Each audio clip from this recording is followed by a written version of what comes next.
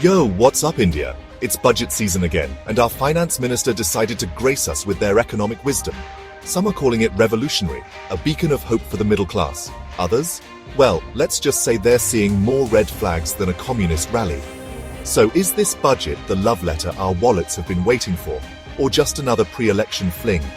Will your salary magically double? Will your chai become cheaper? Okay, maybe not that last one, but a man can dream, right?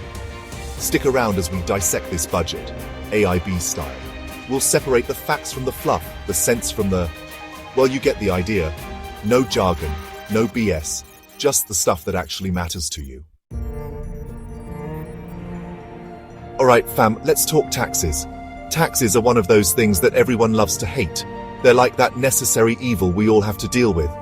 But what if I told you there's some news that might make you feel a bit better about them? The government's gone all out, increasing the tax exemption limit to 12,80,000 rupees. That's right, folks, a significant jump that's got everyone talking. Sounds lit, right? No taxes for anyone earning below that. Imagine the relief for so many people who've been struggling to make ends meet.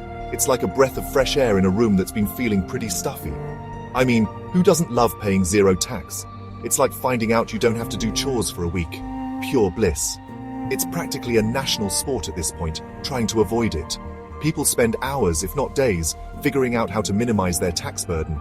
It's almost like a game, but with much higher stakes. But hold your horses, my friend. Before you start planning that exotic vacation with all your extra cash, there's a tiny detail they might have glossed over. Inflation.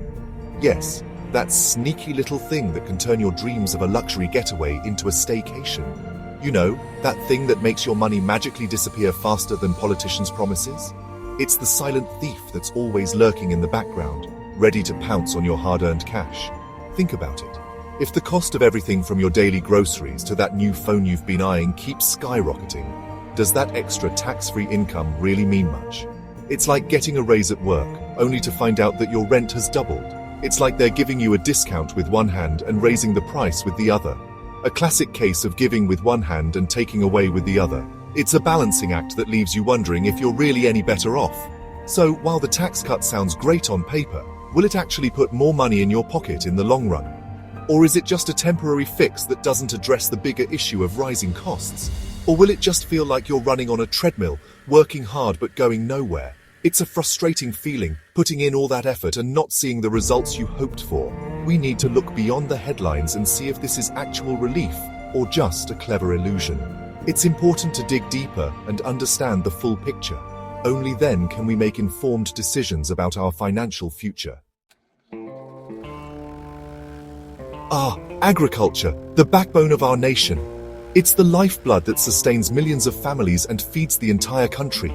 From the lush green fields to the hardworking farmers who toil day and night, agriculture is more than just an occupation. It's a way of life. Every year, the government showers this sector with love, promises, and of course, budget allocations.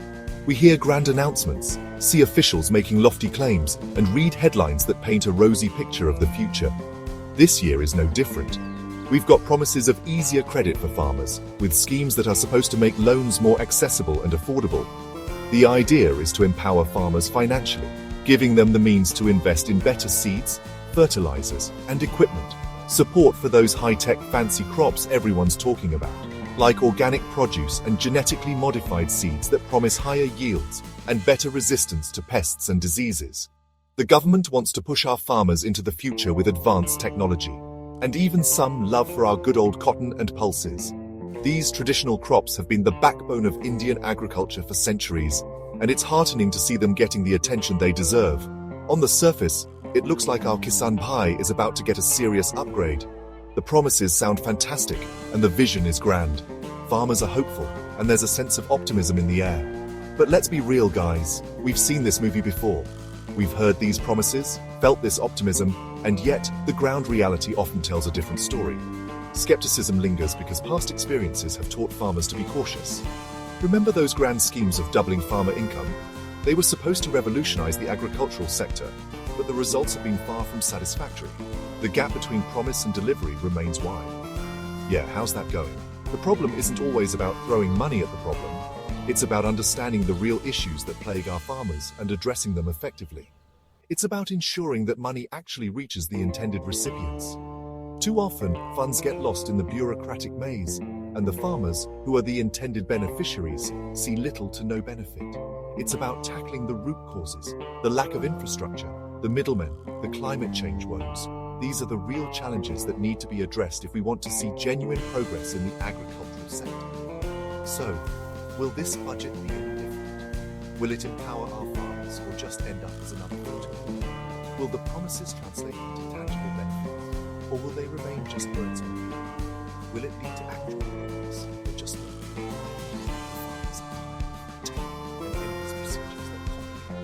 instead of simplifying, only to the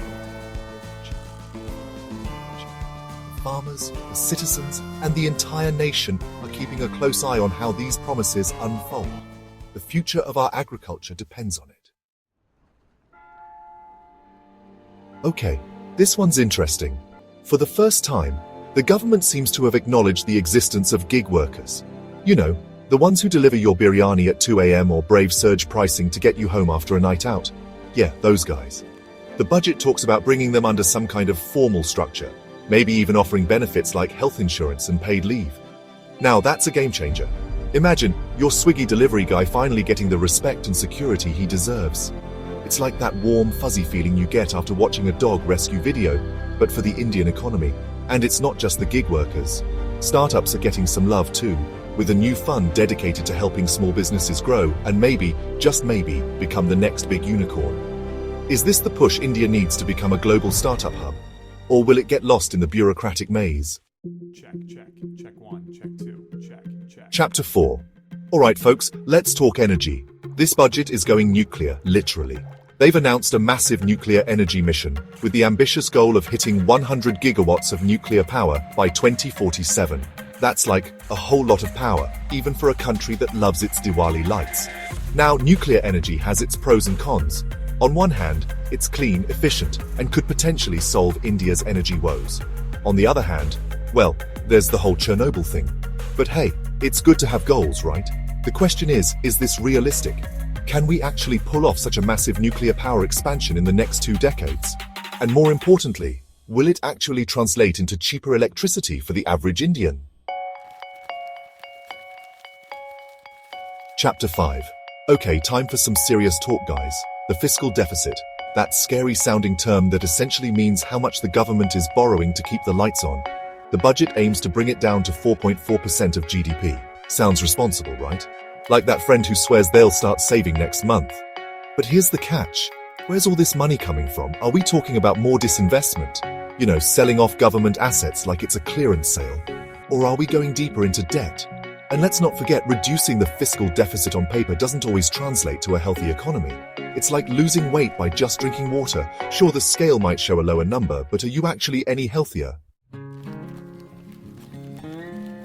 Chapter 6. So there you have it, folks. The 2025 budget in all its glory. A document that promises to shape the future of our nation, filled with numbers, projections, and grand plans. But what does it really mean for the common man? What lies beneath the surface of these glossy pages and polished presentations? Some tax cuts here, some infrastructure spending there, a sprinkle of promises for farmers and gig workers, and a whole lot of hope riding on nuclear power. It sounds like a recipe for success, doesn't it? But let's dig a little deeper.